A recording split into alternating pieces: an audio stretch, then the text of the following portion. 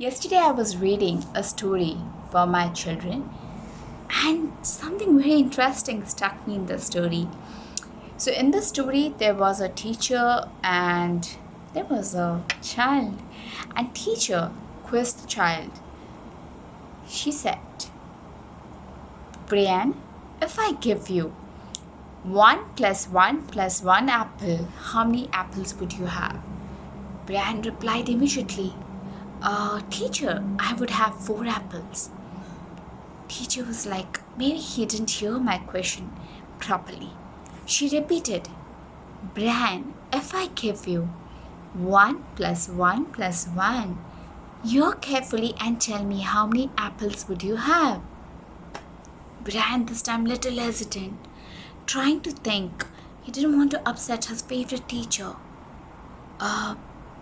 He thought hard and he said, 4, teacher.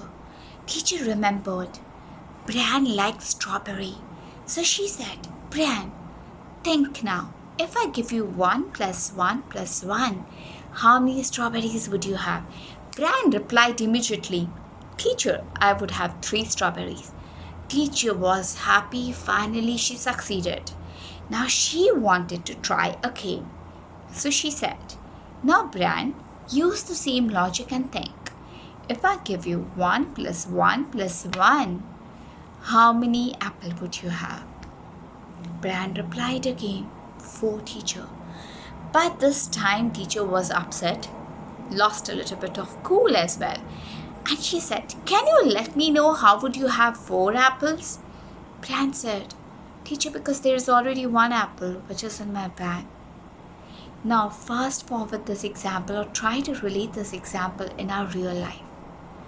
Isn't it sometimes the communication fail because when we are communicating, we are expecting a certain answer, a certain response which is already there in our mind.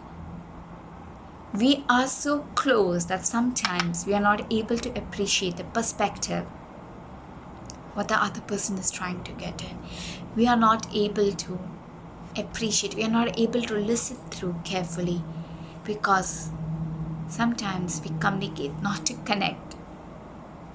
We don't listen through but to respond or to just verify or validate something which is already fed in our mind. So next time when you're communicating, try to communicate with an open mind so that you are able to appreciate the perspective of the other person as well. This is Puja Talesara from Singapore, personal leadership coach, signing off and wishing that you communicate to connect. Thank you so much. Keep evolving. Stay blessed. Bye.